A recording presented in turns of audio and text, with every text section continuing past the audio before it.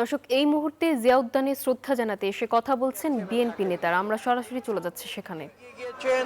জনগণকে সঙ্গে নিয়ে এগিয়ে গেছেন। তার শক্তি ছিল জনগণের শক্তি, বন্দুকের শক্তি নয়। এবং পরবর্তীতে আপনারা দেখেছেন সেই সামরিক শাসনকে হটিয়ে দিয়ে জনগণকে সঙ্গে নিয়ে তিনি দেশে পুনরায় বহুদলীয় গণতন্ত্র ফিরিয়ে এনেছিলেন, পার্লামেন্টারি গণতন্ত্র ফিরিয়ে এনেছিলেন। পরবর্তীতে আবার দেখেছেন 2009 সাল থেকে দীর্ঘ প্রায় 16 বছর তিনি সংগ্রাম করেছেন স্বৈরাচারী আওয়ামী লীগ সরকারের একদলীয় শাসনের বিরুদ্ধে। রাজপথে ছিলেন, সংগ্রাম করেছেন, জনগণের জন্য কথা বলেছেন, গণতন্ত্রের জন্য তার জীবনকে উৎসর্গ করেছেন, কোনোদিন থেমে থাকেননি।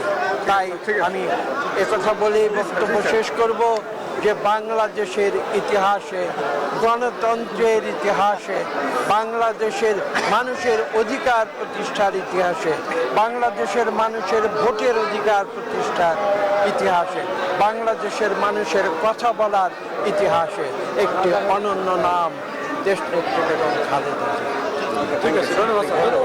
আপনারা ওই যে সারা আমাদের